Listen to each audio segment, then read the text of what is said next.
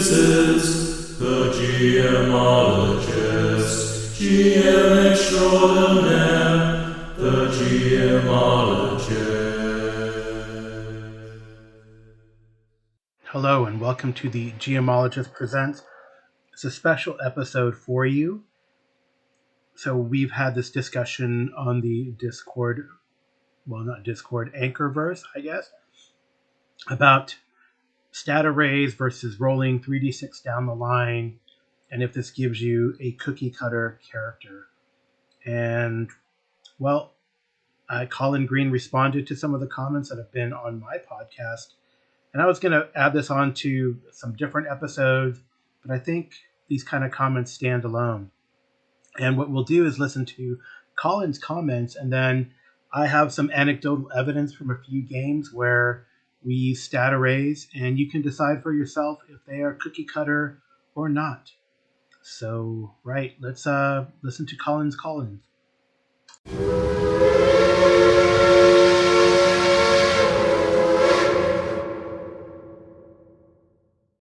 Hi, Cole, just listening to your exchange with Jason in relation to stat arrays and random rolling characters. I have no loyalty to either. I enjoy both. I find random rolls fun, and sometimes stat arrays are a convenient tool, especially when playing with younger players who place so much emphasis on what they roll. And then if it goes badly, it can be a nightmare. And you can have powerful characters taking over a group and less powerful characters feeling hard done by. So I understand some of the problems there, but I do want to push back a little bit against the suggestion that standard stat arrays create cookie cutter characters. Really, I think a lot of this is down to the limitations that a player brings in terms of their own imagination. Surely we've all played with the guys that sort of play the same character regardless, more or less, of what's on the sheet. They could have wildly different characters on paper, yet somehow when they play them, they just come across as the same character. And then at the other end of the spectrum, I bet there's groups that could play a whole party of 9 across the board fighters, and each character would be like wildly different.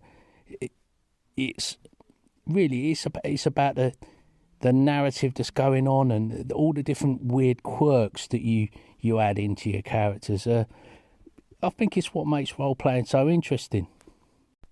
And sometimes it amuses me and sometimes kind of saddens me that you see this almost generation gap between old and new players, or perceived generation gap where one doesn't understand the other, and perhaps you've got some of the older players kind of harping on about rolling 3d6 down the line and it being the one true way, and half of the time that is with tongue firmly in cheek. And then perhaps some newer players or people that don't really get the joke perhaps take that too seriously and feel somehow they're getting their wings clipped, and they're gonna have rubbish characters and one thing and another. It's just a classic example of a miscommunication and misunderstanding that unfortunately can plague the game at times. Anyway, take care and I'll catch you later.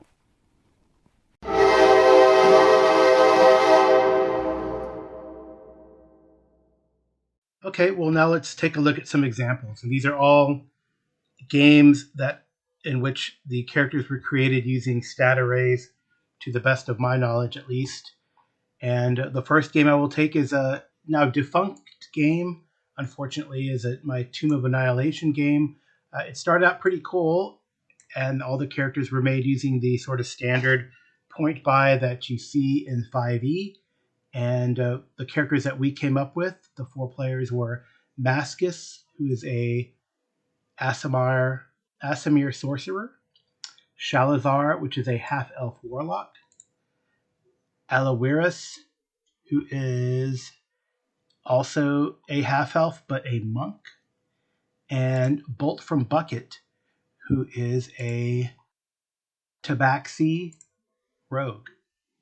So that clearly they arranged the array such that, for example, the rogue had really high dex, the monk had really high. I think they are. I believe monks are maybe wisdom or charisma based, potentially charisma based. Warlock charisma based, sorcerer charisma based. So they chose different classes, but it seems several of them were charisma based. I guess you can be the judge of that. I think the differences are not so much that what their FX is, um, but more of what their ancestries were, especially um, the rogue, right? But it seemed, and then in the case of the monk, right there, go up on melee, and all their everything is sort of predicated on their ability to fight. I believe the monk was a drunken monk. That was a archetype that they chose, and well, aside from Shalazar slinging Eldritch blasts and Maskus slinging firebolts, they were close to one another. Charisma-based spellcasters, right?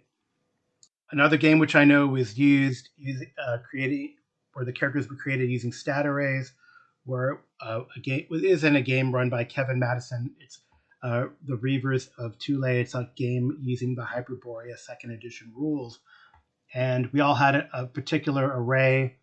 And the characters that came out were Amar Singh, who is a monk, Gwynrig Jensdottir, who is a fighter, Iphigenia Cantadoris, whom I play, which is an Amazonian warlock, Kane, the lion, who is a fighter, Malo Black, who is also a warlock, and Sard Lakzande, who is a cryomancer.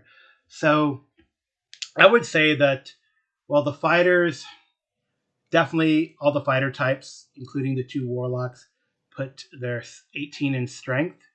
And then I believe our secondary stat being intelligence would have been a 16. In the case, so I don't know what the secondary stat probably for the two fighters was dex likely. And then for the monk, probably also dex and potentially wisdom. I believe they use a lot of wisdom. So, and then with the sorcerer, 18 on the cryomancer, 18 on the intelligence, probably con as a secondary stat. So those are not as clear cut. Clearly, all the fighter types want to do a lot of damage, which is helpful.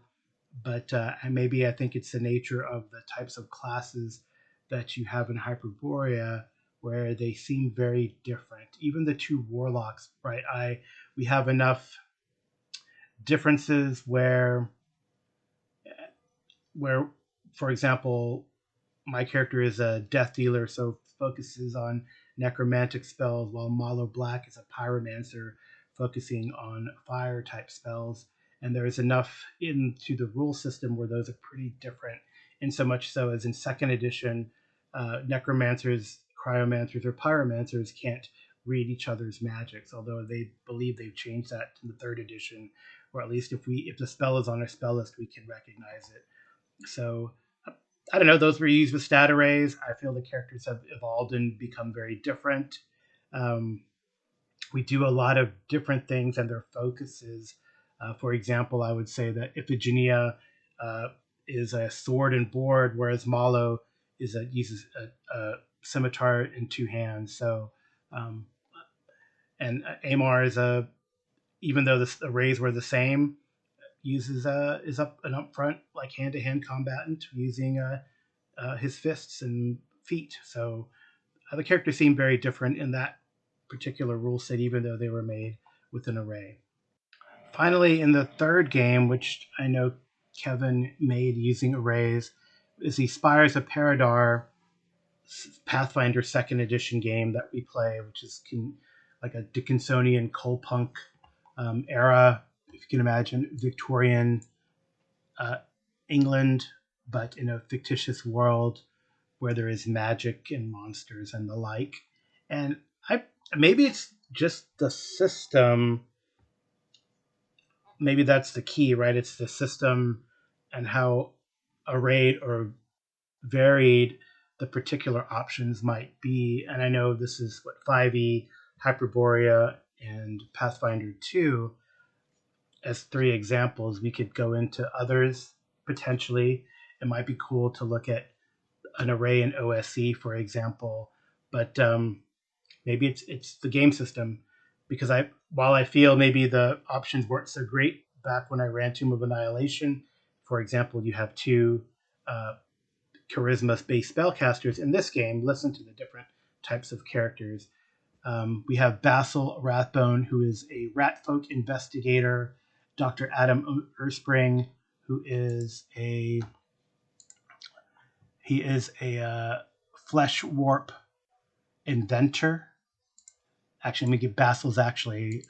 He is a ratfolk investigator. I was correct. Golag, son of Doc, is an orc witch. Wow. Hannibal Ducard, whom I play, is a Damphir gunslinger. Lady Lillian Aurelius is a human changeling magus. And Sally Dumer is she is an ancient scale as Zarketi monk. And I think that's it. So Sepulchre, I think, is the other player character, and he is an automaton summoner. So, and that is, I think maybe the beauty of Pathfinder again is that the differences don't come from your ability scores, but they come from how you choose your ancestors and your background and your class, and that adds to the differences. So, and those were made with the same array of ability scores to start out with. That's kind of what Kevin does when he sets up and makes characters. And all these were initially one shots, and we chose the character, and now they are actual plays. Maybe that could be a caveat to take in mind is that these were made by one GM, but they are definitely not cookie cutter characters made with the same array. Well, I mean, I don't know. I don't know what if the debate continues. That's great. Colin perhaps is right that it really depends on how the player interprets and uses and places the different arrays and where they put them. And you can be varied even if you have the same number of arrays. So, short episode. I just wanted to highlight Colin Green Spike Pit's comments and give you a few anecdotes that I have seen. So, well, that's it for this one. And yeah, I have a lot of catching up to do. I have still a lot of calls to field and things to talk about. It's just been a little slow on my end. I apologize, but thank you for listening. The intro and outro music are by TJ Drennan. And although Amy usually does the cover art today, it is a picture that I found online using cookie cutters for creating cookies with a Dungeons and Dragons theme. So thank you all for listening, and I'll talk to you later.